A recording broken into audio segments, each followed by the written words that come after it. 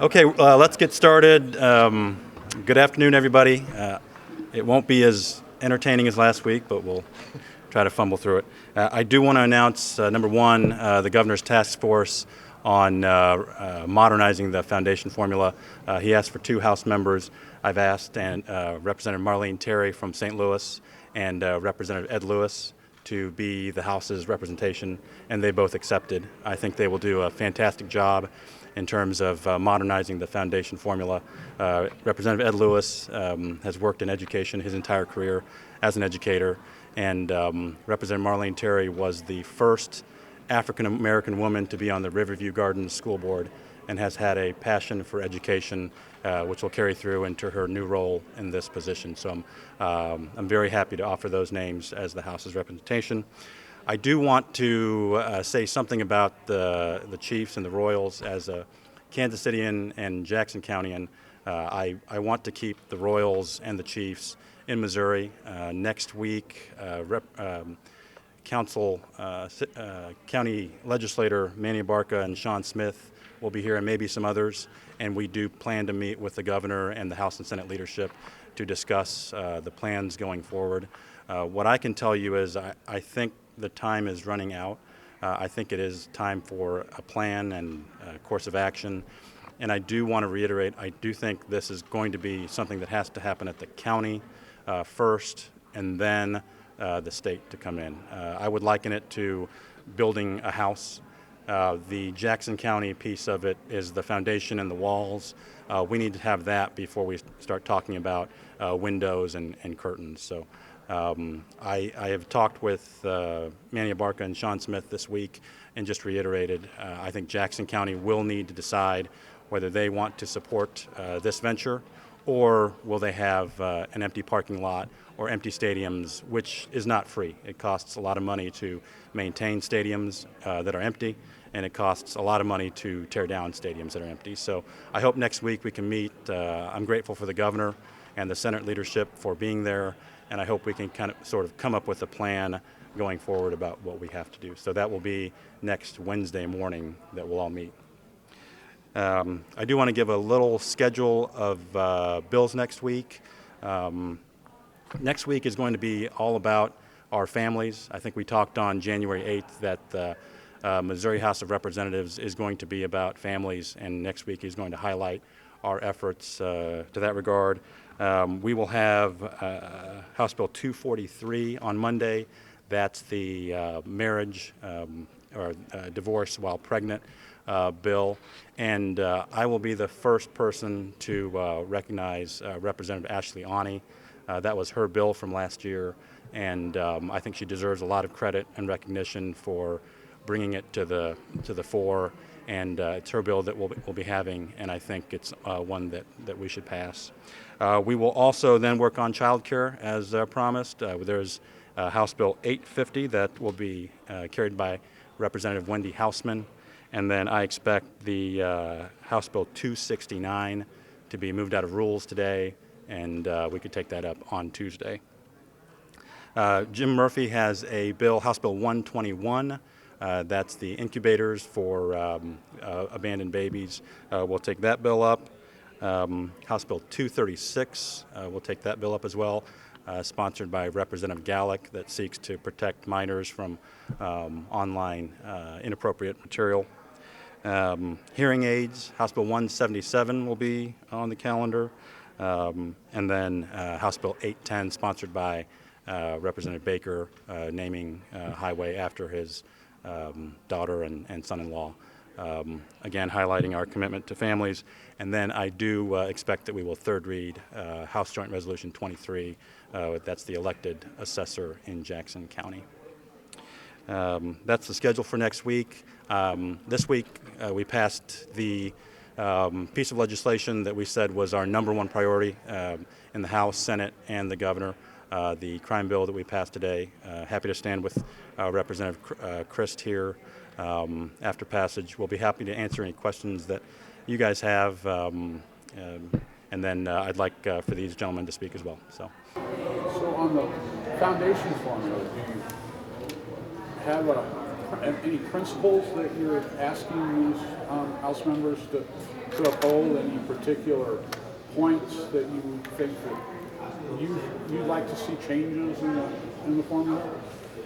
Well, what I've asked them to do is take their education and expertise, and they both are highly qualified to do that, and to give us a formula that really reflects the times that we're in, and whether that's basing it more on enrollment or attendance. I would just like something that really reflects these times and to modernize the foundation formula. You said you asked those two members and they accepted? I did. Did you ask any other members who did not accept? No, they were very happy to accept, and they were my top two choices. Representative Amato had a hearing earlier this week on some legislation to, in his words, try and connect pregnant women at risk of abortions with adoption services. Is that as introduced, is that the type of legislation that has support from the broader Republican caucus? And do you think it has any traction going forward as written? Well, I appreciate any member, Republican or Democrat, that offers legislation that seeks to help people adopt children. I really appreciate the intent of what Representative Amato is trying to do. This is the first year that a bill like that was filed. And I think moving forward, this is the beginning of the process, and you'll see that bill changed and improved upon, and whether that's this session or in the upcoming sessions, I think you'll see a number of changes. I think the way it is now, it probably would not have broad support, but I can see it improving over time and then getting the support of members probably on both, maybe on both sides of the aisle. So this is a long process, but I really appreciate what Representative Amato is trying to do, and I think you'll see improvement. What do you think needs to be changed to get it more broad support? Well, I think there is some question about the central registry, any databases. I think that has to be really tightened up to make sure that people's privacy is protected. And actually in the second to last or third to last page of the bill, it does say that it is voluntary, that they have to register with it. I think it probably has to be rewritten a little bit, but I fully support the intent, and I think you'll see it improved going forward, whether that's this session or in upcoming sessions. Is there any momentum for the legislation filed that would ban child marriage in Missouri? I think there is. I think it's moving out of committee and going forward. I do want to respect some of the concerns that were raised in that committee, but that's a bill that you'll see moving forward, and I am in full support of that. You mentioned that Manny Abarca and Sean Smith are coming next week. Do you have any assurances that Frank White will be on board, or that he's in agreement with whatever they're going to propose to you guys? No, we have no assurances that they're in agreement. And we want to meet with the county executive, and I think there's probably an open invitation. I'm always happy to meet with them here in Jeff City or back home. Next week will be just the legislators, some of the legislators, and we really need to get this going and make sure that everybody knows that we have to get this done. I believe that we would need to have something on the November ballot to get the Jackson County funding, and that would be the base for the foundation for any package that's put together.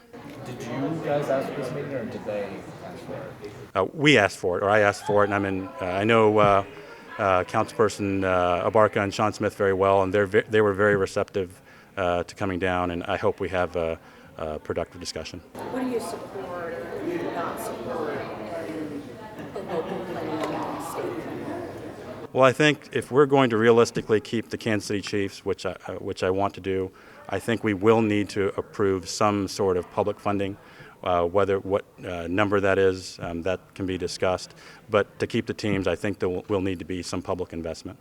So, just to clarify, the Rams Stadium, the St. Louis Stadium, was one of the most monumental political battles of the year occurred. When you say Jackson County, Kansas City has to have the foundation, are you saying this legislature should not make a commitment to that plan until Jackson County has its financing assured, this November vote you're talking about? What's the timeline for the legislature committee, and what do you have to have from Jackson County to make that commitment? That's absolutely what we're saying. We need to have that in place for us to even have a discussion about that. And that could happen early next year, I believe. But we need to have an assurance that Jackson County is all in on passing public funding for the stadiums.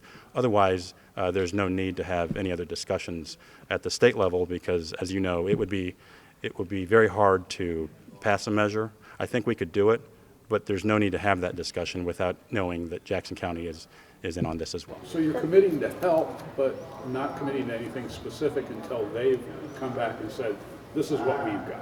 I think once we know, then we can have those discussions and have more concrete numbers. But without that, there really is no point in having a discussion about the state helping. The public Voters safety. voters have voted down plans twice for this at the local level. What needs to happen? What needs to change for for voters to support it this next time around? Well, I think this one would be chiefs only. So that would be a difference. And I think they have to see that the city, the county are all on the same page on this. And I think that was one of the things that caused the failure last year is that there wasn't a sense that everybody was on the same page, and ultimately that's why it failed. On the public safety bill, is that another? Just one quick thing on the stadium. I keep hearing you say Chiefs. Are you content to let the Royals leave Missouri? No, I want the Royals to stay in Missouri. But I think in terms of the public financing from Jackson County, I think that will be just for the Chiefs. I don't think the Royals even would want to go back to the ballot for that. So on the public safety legislation, Representative, the last couple of years, this legislation has passed, at least similar, has passed the House only to be met with nothing in the Senate. What do you think, why is this year different? A great question. Very different. We have a governor, it's one of his top priorities. Not that it wasn't a priority for the previous governor, but Governor Kehoe has a little more passion about it. He's from St. Louis, he's from North St. Louis, so he has a little more personal touch to this bill. So it helps when you have a lot of support from the second floor. We've also been able to work with a number of senators that have opposed it over the last 2.5 years to get some folks in a more comfortable spot. And there's a few other provisions in the bill as well that deal with public safety that I think have put some people at ease as well. It's highly unlikely this bill will probably remain unchanged as it goes to the Senate. Sure. What are things you're looking to keep? What are concessions you're willing to make? It's a good question. I mean, most of the conflict is around the structure of the board that's going to be in place of the Board of Commissioners. Right now, we do have some union input on the board within the bill. I thought that was actually going to be a plus, and some folks across the aisle see that as a negative. So I'm trying to work with them. They don't want a fully union board, so then we added the governor back in to allow some discretion if he does want to choose somebody off of the union panel. And so I think most of the negotiations will be around the board structure and who's able to be eligible for the board structure. And then there's a few bipartisan measures, again, other criminal statutes that we're working on as well. There were concerns over the definition, changing the definition of rioting. Do you expect that to be under conversations in the Senate? I think that'll be ongoing discussion. I think we're splitting hairs on that a little bit. There's a lot of officer discretion and prosecutor discretion there when you talk about that in a court, and I don't see some of the scenarios I'm bringing up ever happening. And so I think the intent there is to obviously reduce criminal activity in protests.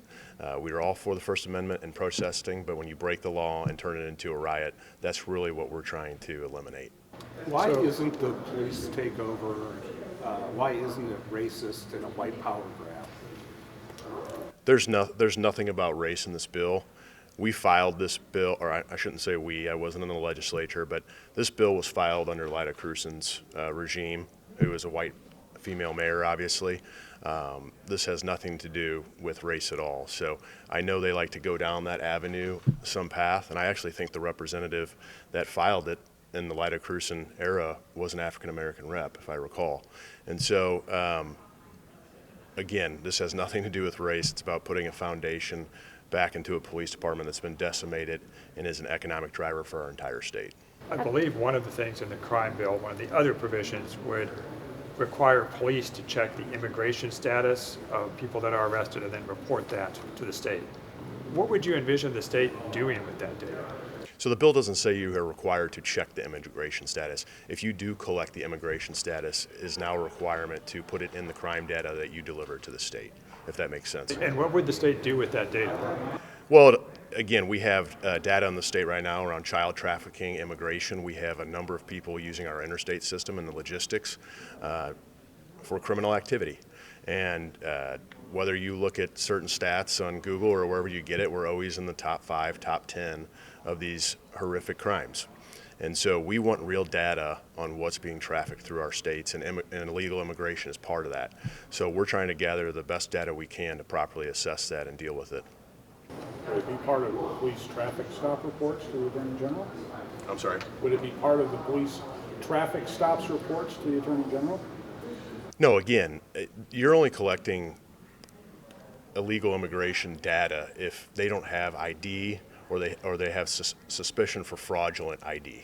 Okay, so we're not saying you have to check everybody you pull over for their illegal or their immigration status. But if you do capture that status, you have to report it into the state. Any further questions for Speaker Patterson? He's got a meeting we're running late to, and then we'll give you time for the other two. Yeah, Speaker Patterson, you didn't mention abortion legislation in your list of bills that you're expecting next week. When would you anticipate having anything that addresses any concerns your caucus has about Amendment 3 getting to the floor? Well, again, we've committed to making Missouri the most pro-life state it can be. I think the bills have passed out of committee but haven't made it out of there. So it would be some time, and I think we're still trying to see what the best plan is. So I don't expect that you'll see it in the next 1 or 2 weeks, but I think it's something that we'll address this session. Representative Chris, have you spoken with the chief of the St. Louis Police about this? Chief Tracy? Yes, multiple times, and I went down to the headquarters last year and had a good meeting with him, and fully support Chief Tracy.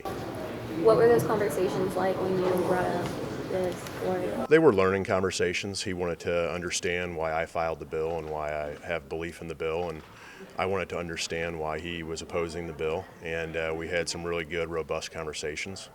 And we agreed on a lot of things, and we disagreed on a few things. And I think Chief Tracy will be in a good spot if this bill passes.